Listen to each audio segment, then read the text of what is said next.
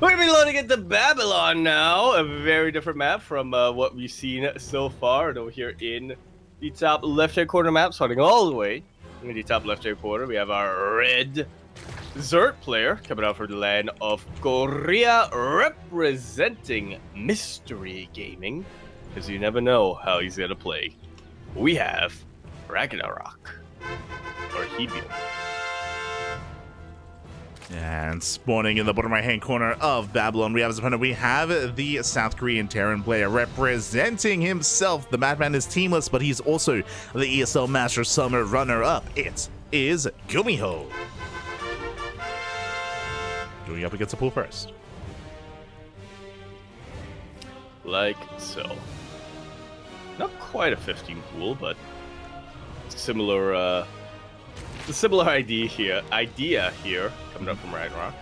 Very similar indeed. If you want some context for what happened the last time they faced off, GuMiho, I believe he proxy 3-raxed. And then he went for a 2-base all-in with a 4-axe, and then I think he proxied again, and I like the series, again, very aggressive series out of GuMiho. So RagnaroK may be a little bit scarred by that. With this pool hatch gas opener, he does have access to faster lings and faster queens. This does feel like a very safe opener. We can turn this into a very aggressive opener with a fast roach warren, of course, but for the time being, only 2 lings are being made. Yeah, it's all about what RagnaroK scouts here, isn't it? He sees an opportunity. If GuMiho leaves himself a little too wide open, if GuMiho goes a little bit too greedy, a Ling Flood will just about shut it down. But like you said, it's not very likely for this player in particular.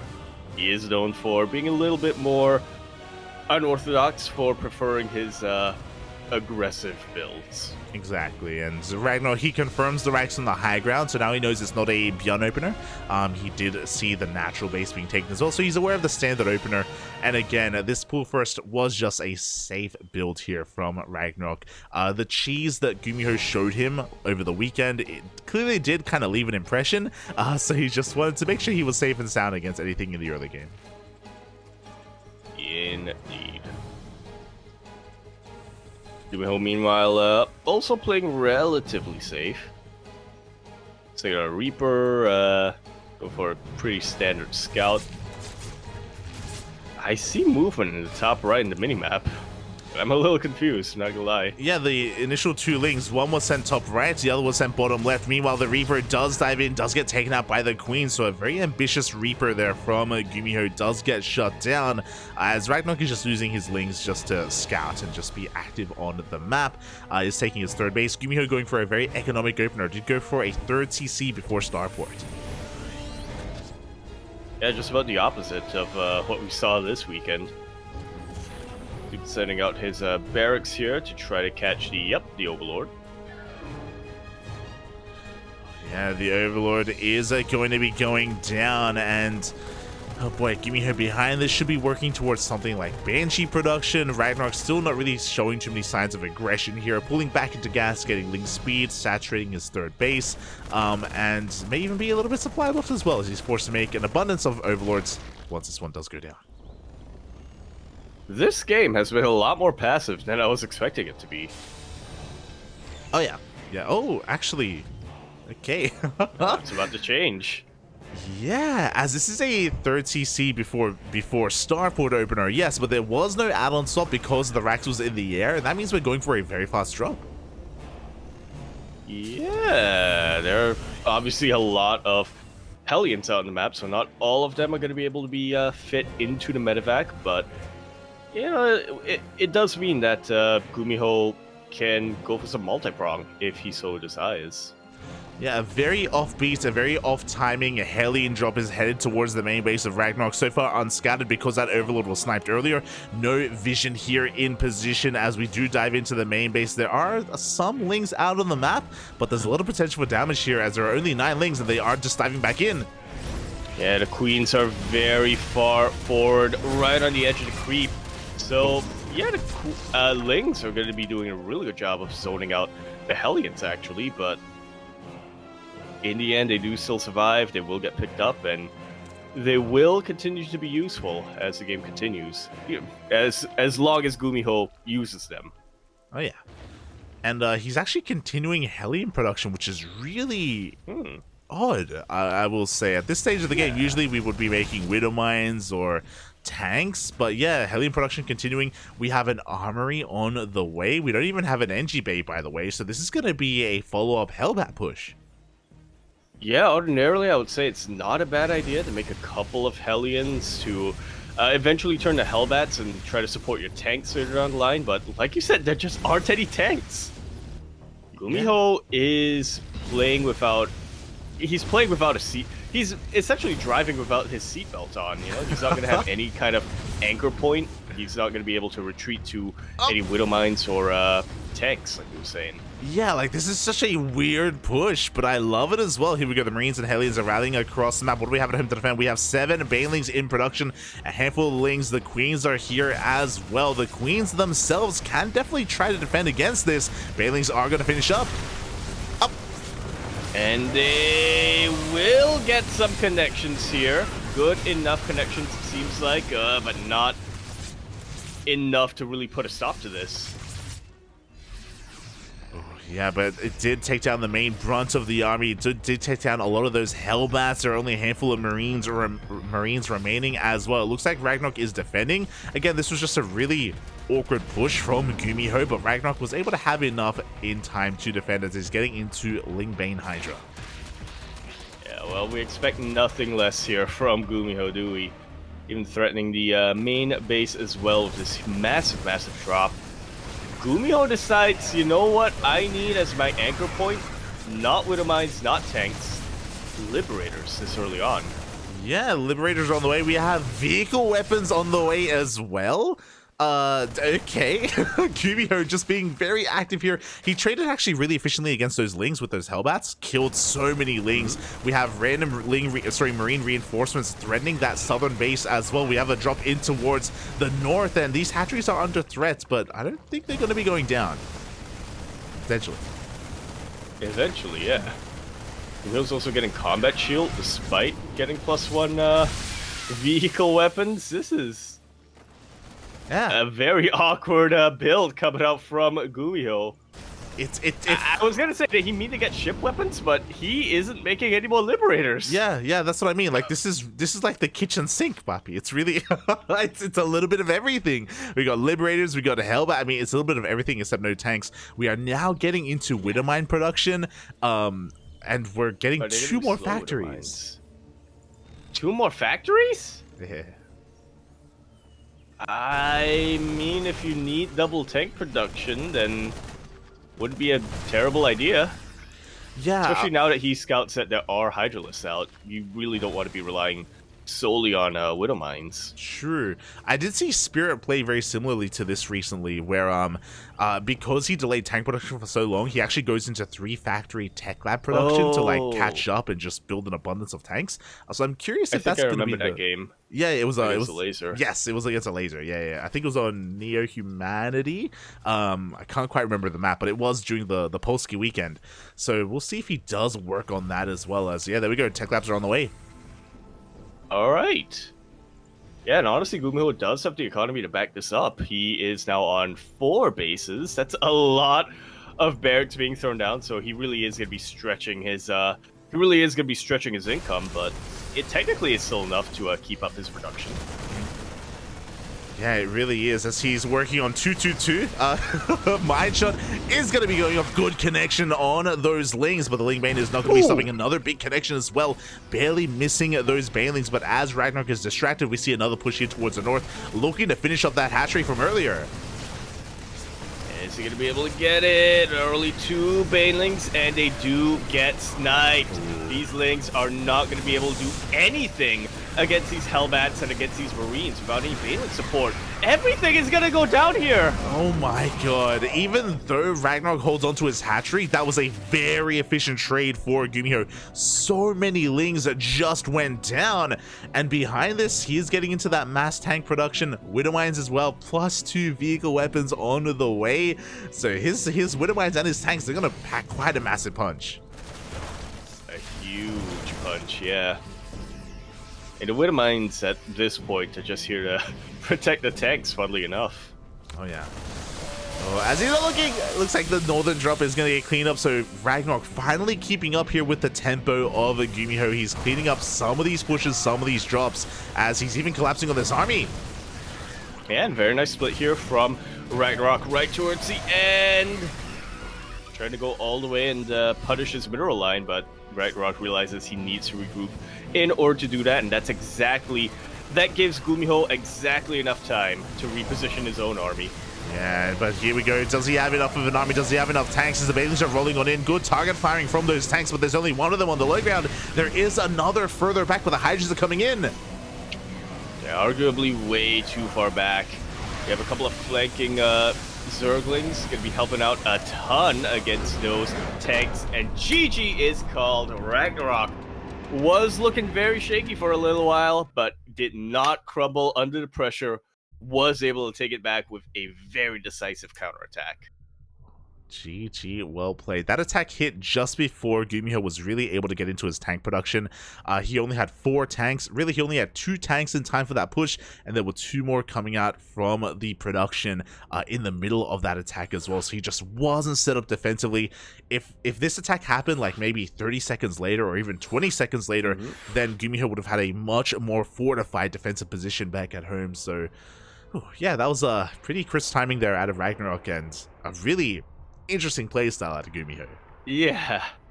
2-2-2, the kitchen sink build of Bio and Mech.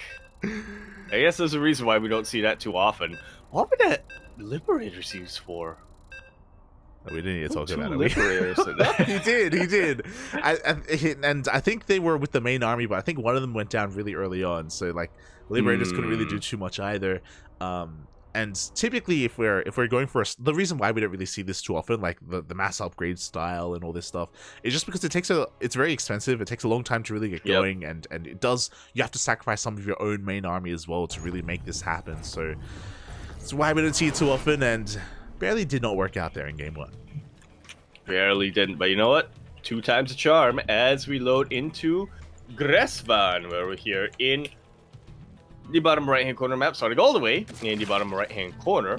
We, of course, have our red Zerg player coming out from the land of Korea. He is going to be representing Mystery Gaming, because how he wins is a mystery until you see him win. And you have hindsight. We have RagnaroK. And spawning in the top left-hand corner, we have the South Korean Terran player, the ESL Master Summer runner-up himself. It is GuMiho.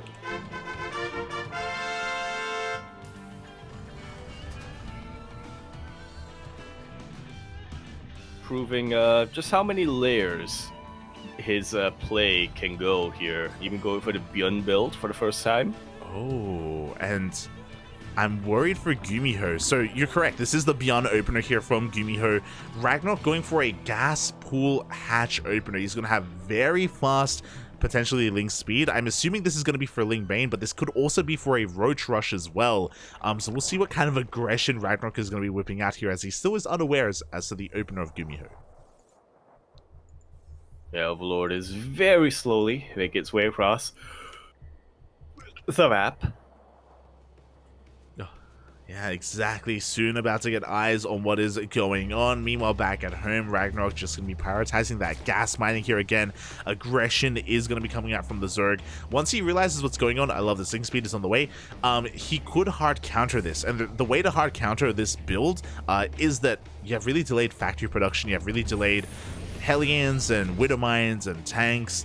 As a result, if you're able to keep your build hidden, you can go for a Bane bust. You can counteract this and be hyper aggressive as well, as RagnaroK does get eyes on the 2 Raxes. I think we kind of saw it over this weekend, didn't we? Of Zerg players finally figuring out the perfect counter to the Beyond build, and Beyond struggling quite a bit, to be honest, against the hyper aggression of a lot of Zerg players. Yeah, exactly. Bjorn just having a hard time, but a lot of that is also because Bjorn does this every game, and GuMiho does it every now and then, right? Like he doesn't rely on the build, so it's hard to be hard countered. Meanwhile, we can see RagnaroK is banking up Lings back in the main base. Lings speed is gonna kick in a couple of seconds, and once it does, these Reapers have to get the hell out of here. GuMiho sees how late the hatchery was, so he's aware how much danger he's in. He backs off.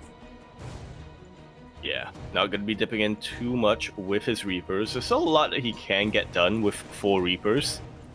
That's enough to one-shot drones, and you have a lot of kiting potential with KDA charge, but he doesn't want to risk it too much here. Yeah, you can see that he's really kind of working with this area, and that's because of the cliff face. Like, you can use the elevation or the terrain to your advantage, so in case Lings come in, you can avoid the surround here by just dipping up and down this cliff. So, GuMiho just being very safe with his army positioning. Back at home, he is transitioning out into his factory, into his CC as well, trying to get into the mid-game. Yeah, Reapers jump in, and Reapers jump out.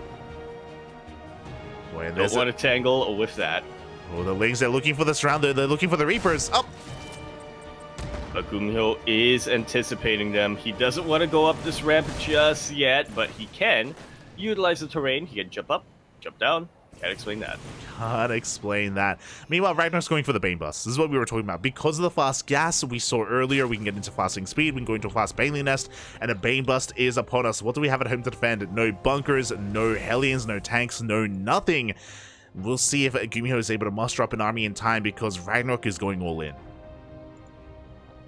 Yeah, he built that third base, but he is not building a single drone from here on out. He smells opportunity in the water, and he wants to avenge his KSL run. He does, and there is a world where GuMiho can defend against this with pure bio army with really good target firing as well, but the Banelings are waddling on in. The Lings are looking for a surround as well. The depot does fall. The Tech Lab survives, and we're going to get a surround on the Marines. Just like so. I guess that is another little issue here with spawning on this location of Gressvan when going for this build. Tech Lab is very exposed, but you know, RagnaroK doesn't even have to worry about it. He knows that he can just take out the mineral line. Reapers are going to be annoying still, and yeah, the SCVs, now that there aren't any Banelings left, will provide a little bit of a buffer. But this is already massive, massive damage for RagnaroK. Stim is about to finish up, so I don't want to say that it's game-ending damage just yet. But GuMiho is so far behind that he's going to need a miracle to come back. Yeah, I would say that if GuMiho didn't save those Reapers in the early game, then he may have just died then and there. But those Reapers actually did 100%. a lot. Yeah. The Reapers did a lot defensively, right? They added a lot of DPS. They were able to save that Tech Lab, and they stopped GuMiho from straight up dying, and he is going into his third CC from here. He is going to be able to recover and recoup his losses, and behind this, RagnaroK is droning. So GuMiho has survived the early game, and everyone is kind of transitioning into the mid game. Where have I seen that before on Gressvan? Basically every game involving a Terran player. True. and even a few ZvPs as well. You're not wrong, mate. You're not wrong. As some Lings do get caught out by the Hellion and Reaper here on the right-hand side. So good trades from GuMiho. And now he's sharking around. He's looking for a mineral line as well. RagnaroK doesn't have a lot of queens, by the way. Yeah, these Hellions can actually be very threatening, especially against purely Lings. There aren't that many of them right now, but this is a good position to fight in as the Zerg player. Unfortunately for RagnaroK, just barely has enough here. Yeah, has it. GuMiho. I was gonna say has enough to clean that up, but GG is going to be called, and GuMiho does end up taking that series 2-0. RagnaroK, as you were kind of alluding to, as you were like, he barely has enough to clean up that army, but that was literally all he had left. Yeah, GuMiho was not stopping, was far ahead with his third TC.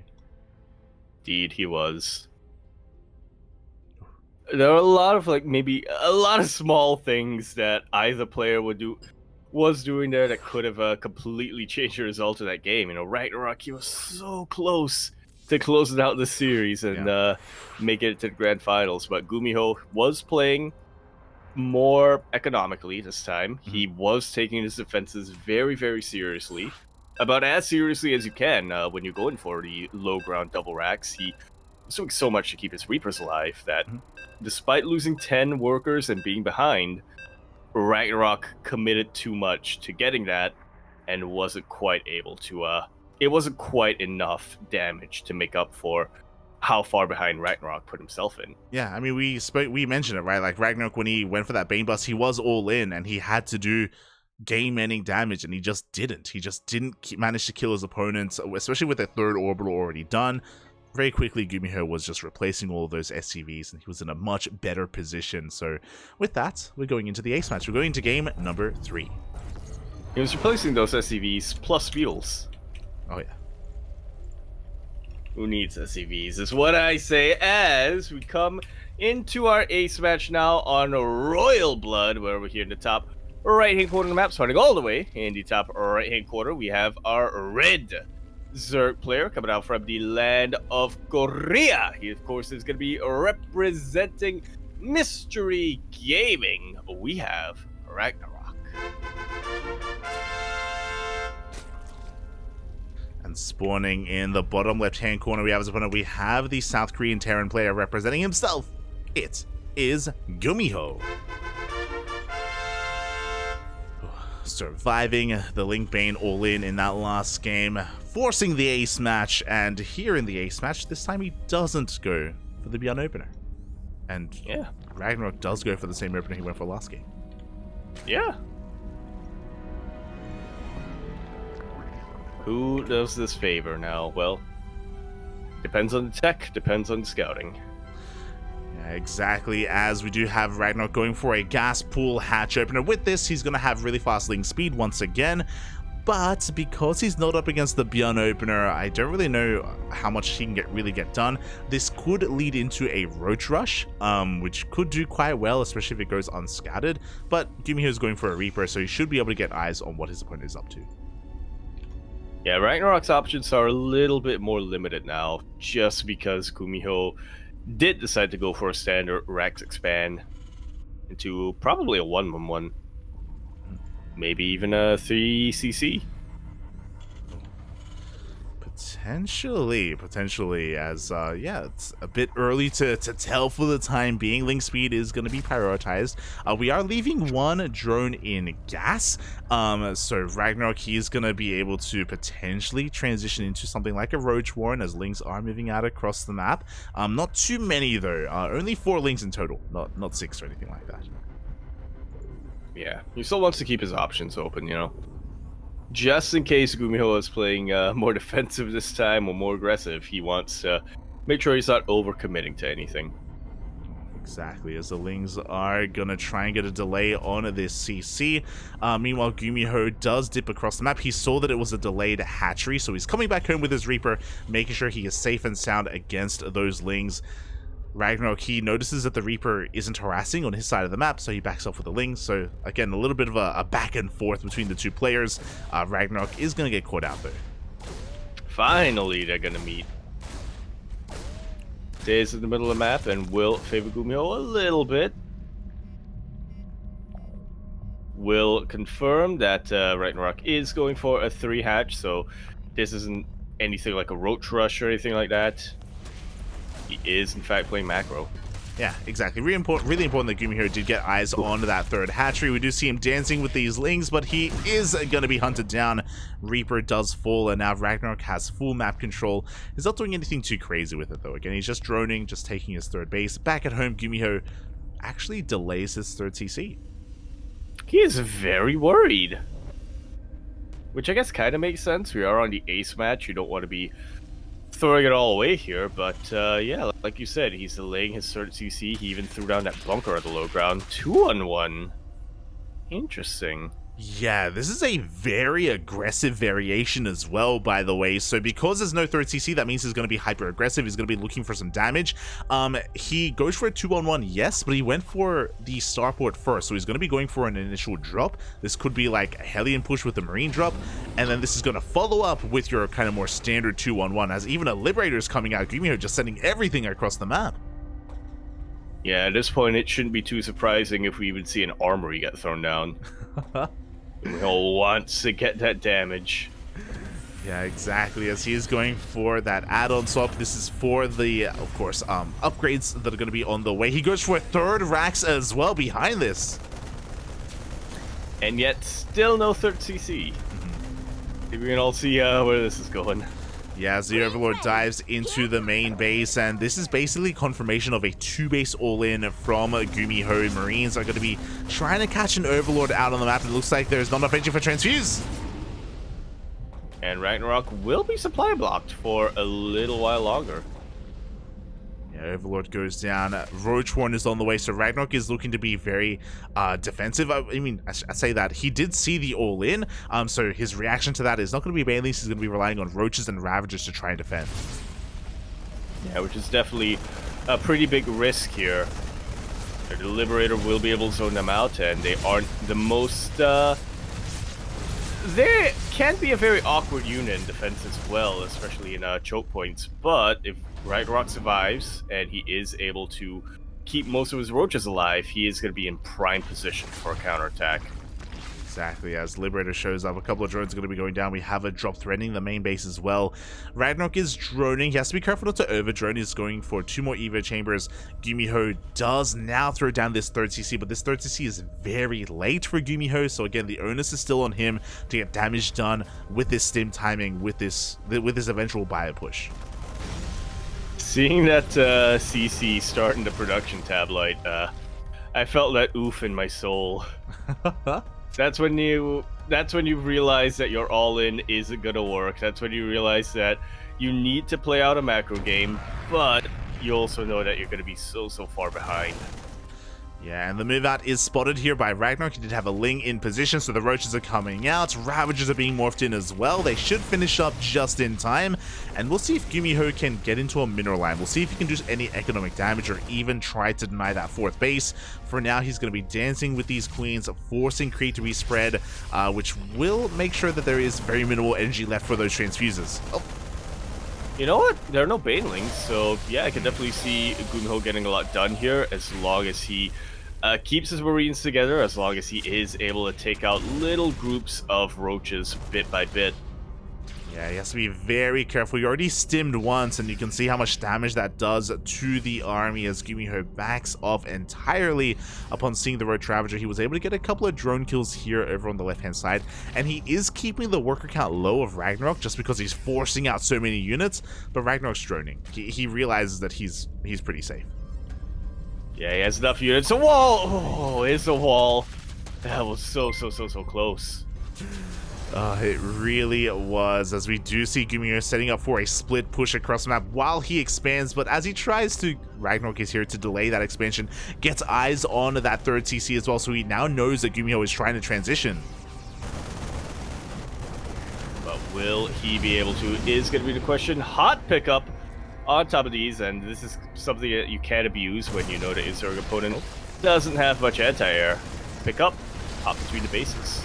Yeah, and this other drop here on the left-hand side gets a queen, gets what's that, 3-4 roaches, manages to pick up as well, so really good trades coming out from GuMiho. At the same time, he finally does land that third CC. Lings are in the vicinity, but for the most part, there are plenty of reinforcements back at home to defend, so GuMiho is successfully getting the space up and running. Likewise, RagnaroK has been taking some losses, but he is holding on back at home. Yeah, not a big deal here, but this follow-up, maybe GuMiho once again just trying to go for a bit of a double prong. He is doing a really good job of target firing the weakened roaches, taking them out one by one. Prevents a little, I'm gonna assume that there was a drone going that way to try to go for an expansion. Yeah, it does delay. That's the Liberator.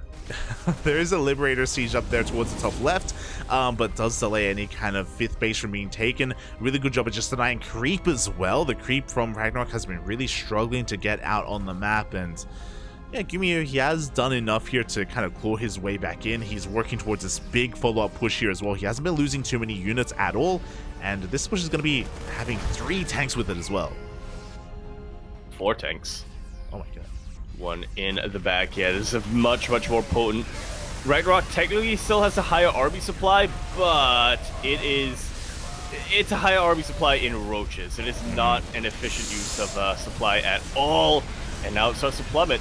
There's just no good counter to all of these tanks and all of this bio. You can see RagnaroK, he's just forced into a corner. Every single Ravager is going to be going down, and the base is denied. A great trade already here from GuMiho, and the tanks are laying siege upon this forward base. At the same time, a Link counterattack is getting quite a lot of XP kills. Hello? Oof. Poor Lings, he just wanted to get out of there. They do run into those Marines as GuMiho is pushing on forward. RagnaroK, does he have enough to hold on? He lost so many Ravagers earlier. Yeah, the bio count is starting to get thinned out here for GuMiho, but it looks like RagnaroK just barely doesn't have enough. He especially doesn't have enough to deal with just one Liberator. That is the absolute MVP of this engagement. It really is. Liberator goes down, but the tanks rain down upon the queens. Every single queen just went down, and you can see the bio army of GuMiho getting on top of the Ravagers as well. The base barely holding on. RagnaroK with those reinforcements, he can hold on to the space a little bit longer, but GuMiho, he unsieges. He's pushing in.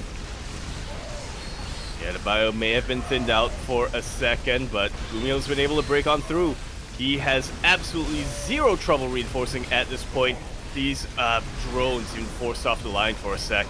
RagnaroK doesn't want to give this up. He knows his tournament life is on the line, but he doesn't really have much avenues to turn the situation around now. Yeah, exactly. Like, that was the 4th base. RagnaroK down to only 3 bases mining, and he's even behind now at this point in the economy compared to GuMiho, and the tank count of GuMiho is still strong. I think in the entirety of this push, GuMiho lost 1 tank. That is it, and he's just continuing to push on forward. I don't think he even lost a tank, did he? He lost a lib at least. Yep. He lost a lib. He apparently lost 2 tanks throughout the course of this game, but yeah, regardless, his tank count is still standing strong. He's even trying to clear up the rocks to make his reinforcements come in a little bit easier. Doesn't really have to, but might as well. Yeah, exactly, as RagnaroK just is barely holding on here as well. The upgrades of GuMiho really kicking in. He's working on 3-2 as well. Behind this, the bio army trading so well. GuMiho has to be careful not to fight too far out of range of his tanks, but as I say that, there we go. He's pushing his tanks forward even closer to the natural base of RagnaroK. Yeah, meanwhile, a reinforcing army is getting a ton of drone damage. Let me tell you, GG is called, and GuMiho will be taking a very close 2-1 victory over RagnaroK here, becoming our first finalist for ESL Open Cup Asia, number 182? 182.